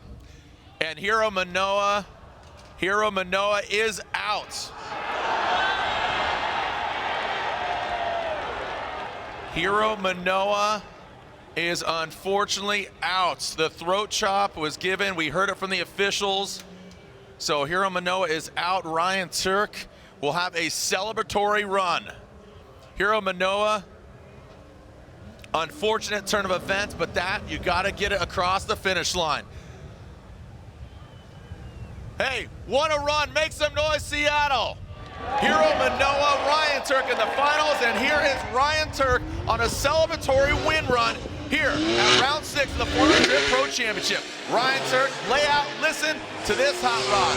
The 6-cylinder hot hatchback, Rain-X Toyota GR Corolla Rockstar Energy Drink gets the win on Nitto tires. Ryan Turk with his first podium of the season. As he finishes it, throws up the fingers, and that will be number 1. Ryan Turk gets the win here in Seattle. Hiro Minowa, back-to-back podium, St. Louis, and now here in Seattle. Yeah, I mean, this is what we talked about. This is where the teamwork makes the dream work. I mean, keeping the car running, keeping everything going, and the war of attrition that was Ryan Turk's weekend. Not the way anybody wants to win, but at the end of the day, this came down to the car that made it through, and that is Ryan Turk. Hiro Minowa, don't forget, taking second place, another podium for the young legend of Hiro Minowa. Absolutely outstanding. And it looks like he's able to get the car at least moving as they come back around. A huge round of applause for your first and second place drivers here in Seattle. Unofficially, Hiro Minowa jumps up to 3rd place in standings. Wow. Yeah, just edging out Frederick Aasbo. Minowa jumps up to 3rd. And there it is, James Deane, 496. Odie sits in 2nd, 104 points behind. Hiro, you can see that, do the numbers. Aasbo and Adam LZ jumps up to 5th. Wow, what, you know, again, all this crescendo, and you gotta keep it, you gotta cross the finish line. And look at that, Ryan Turk jumps up to 8th. Shanahan sitting there in 10th. Look at Matt Field, he's in 6th. Yeah, what a shakeup from this weekend. Yep. Wow.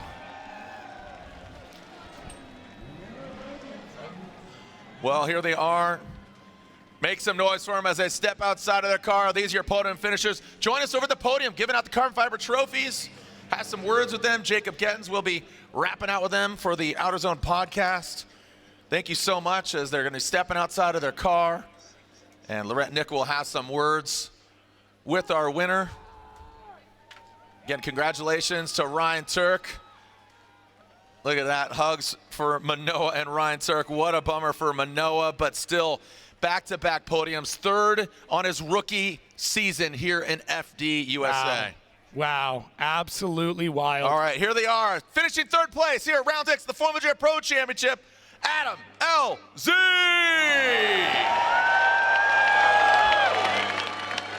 Second place from Japan in that Juku Racing 86, Hiro Minowa.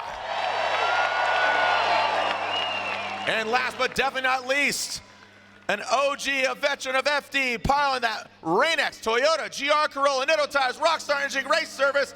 Your winner here, round 6, the Formula Jet Pro Championship, Ryan Turk. Lorette, I told you, put that mic in his face. Ask him about Shannon Roman. He's gonna cry like a baby. Ryan, go ahead, cry. Let's see those tears. Congratulations, down to you, Lorette. Ryan has been waiting for this moment since Long Beach 2022. It has been that long since you have clinched a win, Ryan. Obviously, there is so much emotion. What are you thinking about? What are you processing right now? I mean, it's been a dogfight all the way through, and first off, it's a bummer to win that way without actually going out with a battle with Hiro. So, the the boys gave me a car to drive this weekend, and it's the first time I felt that connection with the car this entire season with the new engine and changing a lot of things. So I couldn't be happier. We showed up this weekend, threw our old playbook away, and basically started from scratch with some help from some people outside. So thank you to that guy. And I knew that we were finally going to be a contender this round, just having that connection with the car again. And you said that this was the most comfortable that you've been with the car all season long. What were some of the adjustments that you made?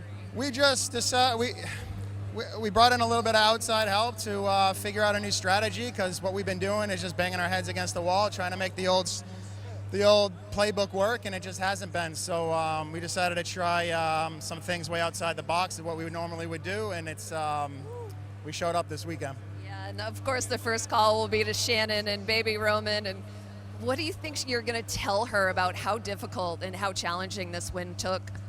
Well, Roman's been sick, unfortunately, and I know Shannon had to get some sleep because he's probably going to be up in the middle of the night tonight. So she'll probably check her phone and see what happened and give me a ring at that point. So she's watching this. I love you, Shannon. I love you, Roman, and I'll see you guys at home tomorrow. Ladies and gentlemen, put your hands together. Your winner here in Seattle, Ryan Turk. All right, he was holding back those tears, man. Congratulations to him. What an effort. You could feel it, you could sense it, and now there they are. Congratulations to him. Again, Hero Minowa, a little anticlimactic, but guess what? Well-deserved. Hero going back-to-back. And, of course, Adam LZ, his team putting this car together in 2 weeks and put it on the box out of the gate. Like you said, man, like just going, showing up, here we go, let's see how it does. Boom, on the podium. The season that should never have happened, right. And it's all coming together. And now seeing how far up in the points he is, Hero Minowa up into, third, it's wild. And we still have 2 more rounds to go. Yeah, 2 more rounds. We got Utah. We have that of Irwindale. And then October 19th, 2024, we crown a 2024 Formula Drift Pro Champion. Be sure to tune in, watch Utah here in just a few weeks. And again, October 19th, on behalf of Lorette Nickel, Jacob Gettens, thank you so much for what you do. Thank you to our judges, Reese Marin, Brian Eggert, Robin Ishida, Vernon. We'll see you in Utah. Thank you so much to everybody. Come over on the podium. We'll see you in Utah, see you online, or we'll see you another time. Thank you so much to all the hardcore Formula Drift fans that have either in the building or online. There is a schedule. We got a new winner here at round 6 of the Formula Drift Pro Championship. Thank you so much to everybody. We'll see you in line, or we'll see you another time. Send it, Formula Drift Nation! Never go slow, walk hard like a rhino.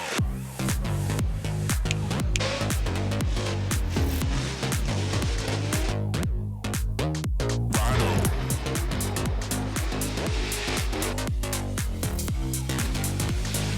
Never go slow, walk hard like a rhino.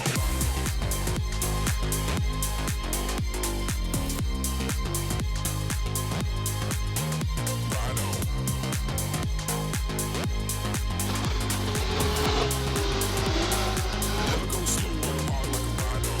Stop on the cover. We gotta live pronto. Your friends like Colombo. You be a judge like Rondo. Gotta stop on the cover. We gotta live pronto. Your friends like Colombo. You be the judge like Rondo.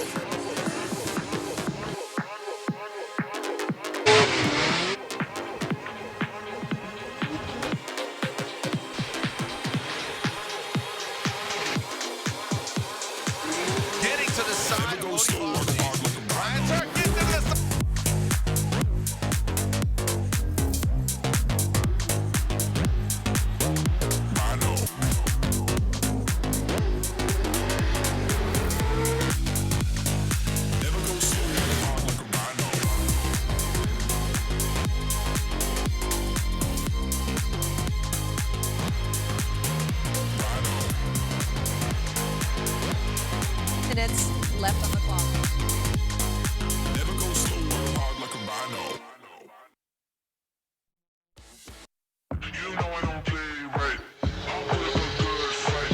Just give me the word right. You know I don't play right. You Gonna get back when I feel like, you know I don't play right.